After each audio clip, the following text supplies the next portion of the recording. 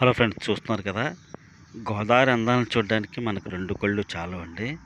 అసలు ఎంత బాగుంటుందంటే అసలు గోదావరిని అలా పడవలు ఆ గోదావరి నీళ్ళు చుట్టూ ఉన్న చెట్లు అసలు చెప్పడానికి ఏ కవి అయితే మామూలుగా మనలాంటి వాళ్ళు చెప్పడం చాలా కష్టం అండి.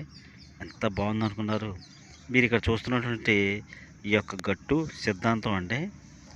ఇది మన సంబంధించినటువంటి ఈ గట్టు సంబంధించినటువంటి మనం భీమవరం నుంచి ఇప్పుడు సిద్ధాంతం వచ్చామండి.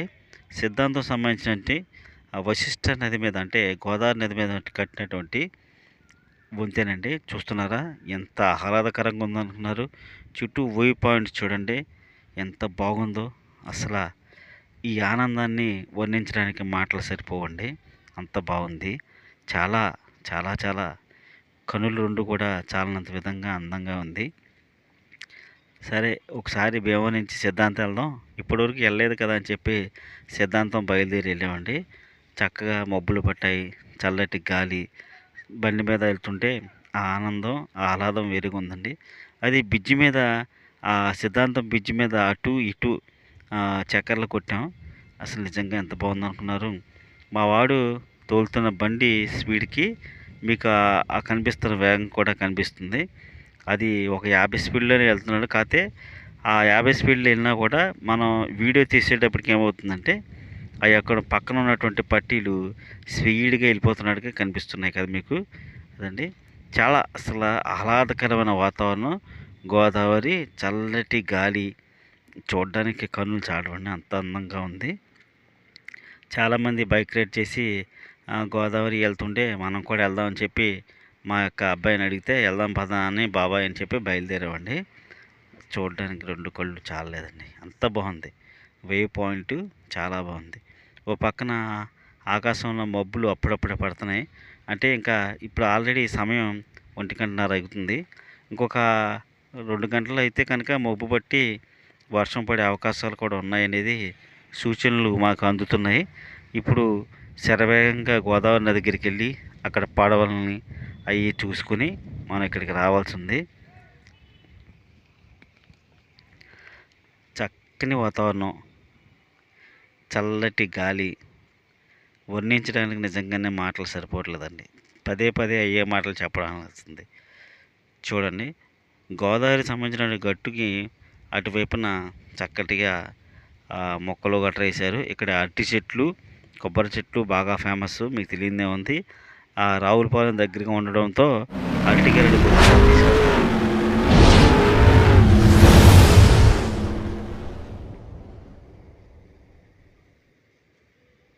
హలో ఫ్రెండ్స్, ఎలా ఉన్నారు? ఈరోజు మనం సిద్ధాంతం సంబంధించి గోదావరి దగ్గర ఉన్నామండి. మీకు కనిపిస్తుందా?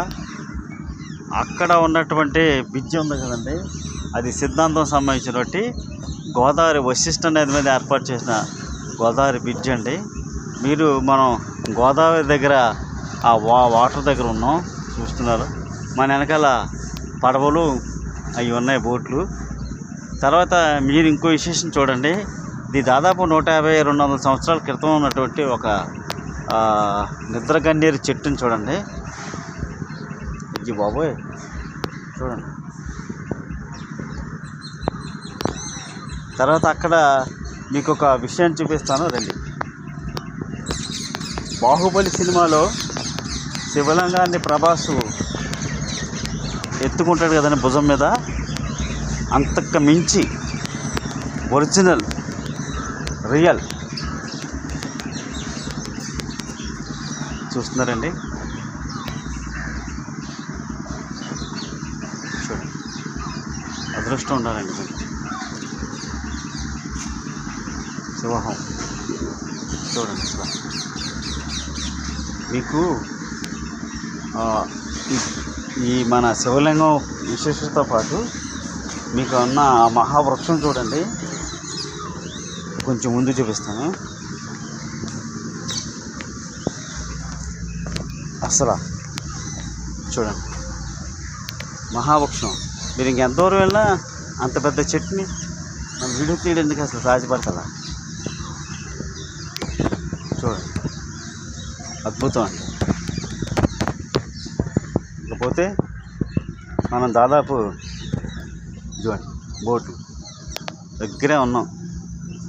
అటేపుకి వెళ్ళాలనుకుంటే ఎక్కాలి. కాకపోతే ఇక్కడ బోటు సంబంధించిన ఆయన బోనంకి వెళ్ళారంటండి. వచ్చిన తర్వాత అడుగుదాం, చూద్దాం. సిద్ధాంతం దగ్గర లాకులు చూస్తున్నారా? లాకులకు సంబంధించి పుష్కలంగా నీళ్ళు ఉండటంతో లాకులు గేట్లను ఎత్తారండి. అంటే గోదావరి సంబంధించిన ఒక పాయ సంబంధించి మంచినీళ్ళు ఇలాగ పంటలుగా వెళ్ళడానికి ఇక్కడ సంబంధించిన లాకు పంటకాలకు సంబంధించిన గోదావరిది లాకులను ఎత్తారు. లాకులను గేట్లు ఎత్తేటప్పటికి వాటర్ పరవళ్ళు ఇలా తొక్కుతున్నాయి చూడండి.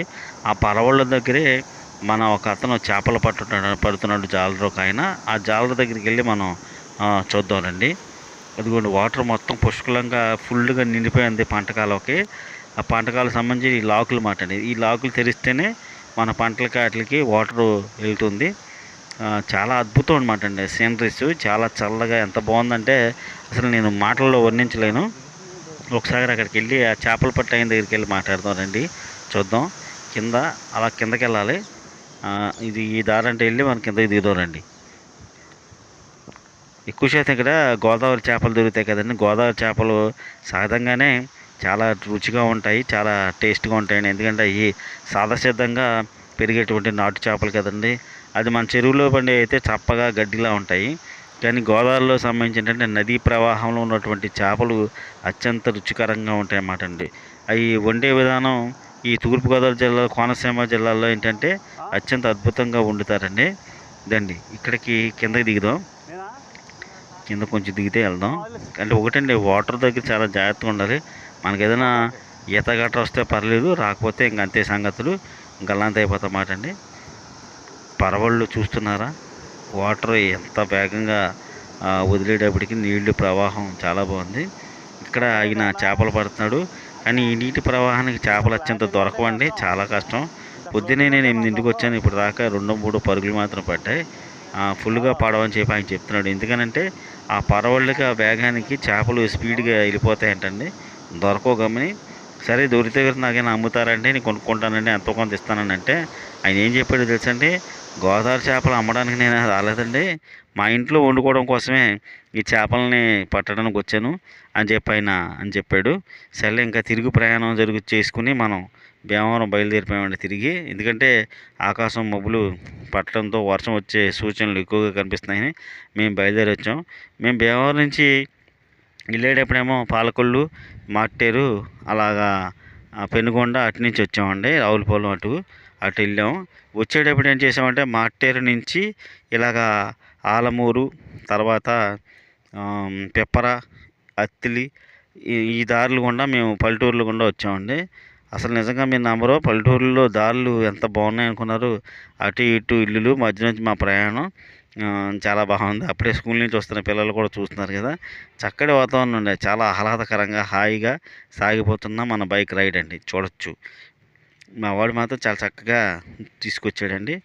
ఇటు నుంచి మనం ఇక్కడికి వచ్చేటప్పటికి ఏంటంటే నవడూరు సెంటర్, నవడూరు కాదు, ఇటు ఇలాగా ఎండగంటికి వెళ్ళే రోడ్డు సంబంధించిన దారిలో మేము పాలకోడేరు అంటే గొల్లల కోడేరు వెళ్ళే రోడ్లోకి ఎక్కామాట అండి. గొల్లల కోడేరు నుంచి భీమవరంలో చాలా తక్కువ అంటే ఈజీ సంబంధించినటువంటి మార్గం మాట అండి. అసలు చూడండి ఎంత ఆహ్లాదంగా ఉన్నాయో మన పల్లెటూర్లు, అవి ఎంత బాగున్నాయో చూడడానికి. మనకి పశ్చిమ గోదావరి చూడాలనుకుంటే అటు తూర్పుగోదావరి, కోనసీమైనా మనకు 2 కళ్ళు చాలవండి. ఇప్పుడు ఏం చేస్తున్నారంటే పంట పొలాలకు సంబంధించినట్టు దుక్కు దున్నుతున్నారు, నారుమళ్ళు వేస్తున్నారు. ఈ నారుమడి వేసిన తర్వాత ఏంటంటే వరి ఎలాగో వస్తుంది కదండి, ఇప్పుడు వర్షాకాలం కాబట్టి నారుమళ్ళు అన్ని చోట్ల వేస్తున్నారు. పల్లె ప్రాంతాల్లో చూస్తున్నారు, అన్ని చోట్ల కూడా ఎక్కువ శాతం తాటగిళ్ళు మీకు కనిపిస్తాయి చూడండి. కాలితే తాటగిల్లి ఇటు ఎక్కడికి వెళ్ళినది కూడా ఆ మూలలో ఉన్న 2 తాటగిళ్ళు ఉన్నాయి. చక్కటి వాతావరణం. కోనసీమ అంటే కోనసీమే, మరో కేరళ అంటే ఎందుకు చెప్తారో మీకు అర్థమై ఉంటుంది. కేరళ కంటే మన పర్యాటక ప్రాంతాలను అభివృద్ధి చేస్తే ఇంకా చాలా బాగుంటుందనేది నా అభిప్రాయం అండి. మన టూరిజం డిపార్ట్మెంట్ కూడా ఆంధ్రప్రదేశ్ వారు చక్కటి మన టూరిజాన్ని పెంచితే మన పశ్చిమ గోదావరి జిల్లా, కోనసీమ, తూర్పుగోదావరి జిల్లాలు ఎంతో అందంగా, ఆహ్లాదంగా పర్యాటకులను ఆకర్షిస్తాయనేది నా యొక్క అభిప్రాయము. చూడండి పచ్చటి పొలాలు నిండుగా ఉన్నాయన్నమాట అండి.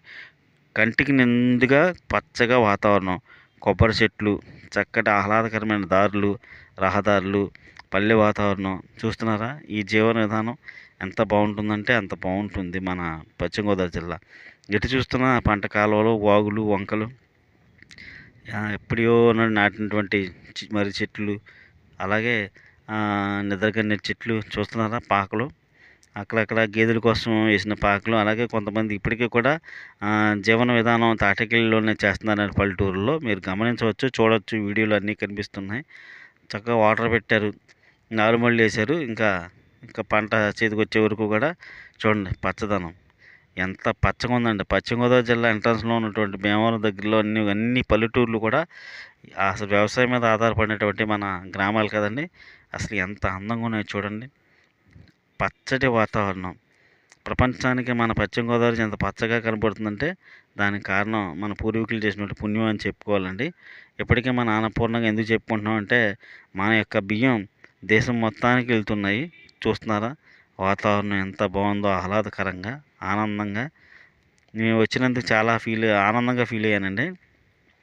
పంట పొలాల మీద నీళ్ళు వేశారు, నారుమళ్ళు వేయడంతో చక్కగా ఉన్నాయి. చూస్తున్నారా?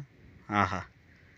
వివరించడానికి నేను ఏదైనా కవినో రచయితనైతే కనుక ఖచ్చితంగా ఒక మంచి కవితను రాసి మీకు చెప్పగలిగేవాడిని. కాబట్టి మనకున్నటువంటి నాలెడ్జ్ ప్రకారం పైపైన మాటలు తప్ప లోతుగా అభివర్ణించడం మన వల్ల అవ్వట్లేదండి. ఏమైనా మన వీడియోలకి మంచి వాయిస్ ఇస్తున్నందుకు, అలాగే ఈ సంబంధించినటువంటి రచనలు కూడా మనం తెలుసుకోవాలనేది నా అభిప్రాయం. బాగుందండి ప్రయాణం. తిరుగు ప్రయాణం వచ్చేసాం, భీమవరం దగ్గరలోకి వచ్చామండి. మా వాడైతే శరవేగంగా తోలేస్తున్నాడండి. ఎందుకంటే వర్షం వచ్చేస్తుందనే భయం, ఎందుకంటే వర్షంలో తడిసిపోతామన్న కంగారు. మొత్తానికి అలాగా ప్రయాణం చేసుకుంటా గోదావరి అందాలని, సిద్ధాంతాన్ని చూసుకుంటూ, చక్కటి పల్లె వాతావరణం చూసుకుంటూ ఈరోజు మనకి మంచి ట్రిప్ అయితే వెళ్ళొచ్చామనేది నాకైతే ఫీల్ గుడ్ అండి. చాలా బాగుంది. వీడియో నచ్చితే ఒక లైక్ కొట్టండి. అలాగే మన ఛానల్ని చాలామంది చూస్తున్నారు, సబ్స్క్రైబ్ చేసుకోవడం మర్చిపోతున్నారు ఫ్రెండ్స్. దయచేసి సబ్స్క్రైబ్ చేసుకుంటారని మనవి. ఎందుకంటే మీరు సబ్స్క్రైబ్ చేసుకుని మన ఛానల్ని ఇంకా సబ్స్క్రైబర్లు పెరిగితే మనకు కొంచెం ఆనందంగా ఉంటుంది. తర్వాత మరికొన్ని వీడియోలు చేయడానికి ఉత్సాహం వస్తుంది. ఇంకో విషయం ఏంటంటే చాలామంది కొంచెం ఎంకరేజ్ చేయండి ఫ్రెండ్స్, హైప్ కొట్టండి. హైప్ చేస్తే ఏంటంటే వీడియోల్ని యూట్యూబ్ వారు మనల్ని బూస్టప్ చేస్తారంట. కొంచెం దయచేసి అందరూ కూడా హైప్ చేసి, నా రిక్వెస్ట్ అండి, హానరబుల్, దయచేసి మన వీడియోలకు అన్నింటికి కూడా ఇకపై వస్తున్న ప్రతి వీడియోకి కూడా మీరు లైక్తో పాటు షేర్ చేసి, అలాగే కామెంట్ పెట్టండి, సబ్స్క్రైబ్ చేసుకోండి. మరో విషయం ఏంటంటే హైప్ చేసి, హైప్ని కొడితే మనం మరికొన్ని వీడియోలు చేయడానికి ఇంకా బాగుంటుందనేది. చూస్తున్న పెంకుటిల్లు అయ్యి అసలు ఎంత బాగుందండి వాతావరణం. అసలు వాతావరణం చూస్తుంటే కడుపు నిండిపోతుందండి.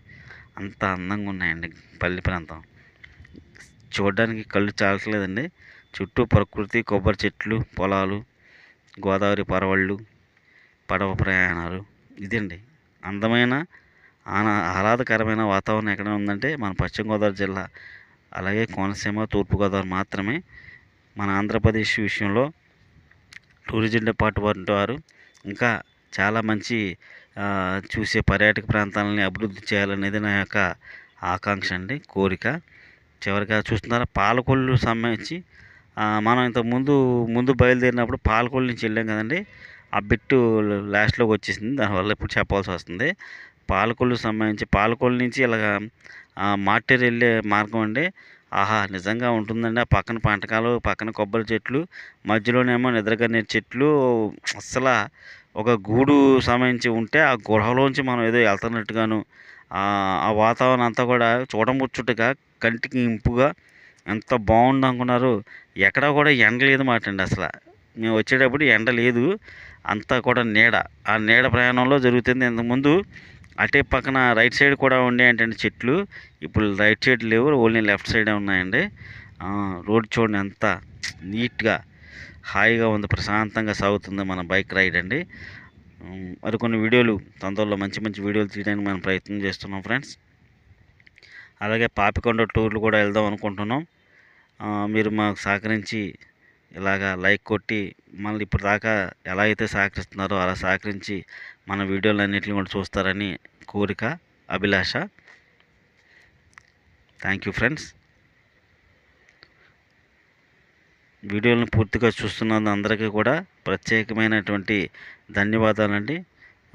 Thanks for watching friends.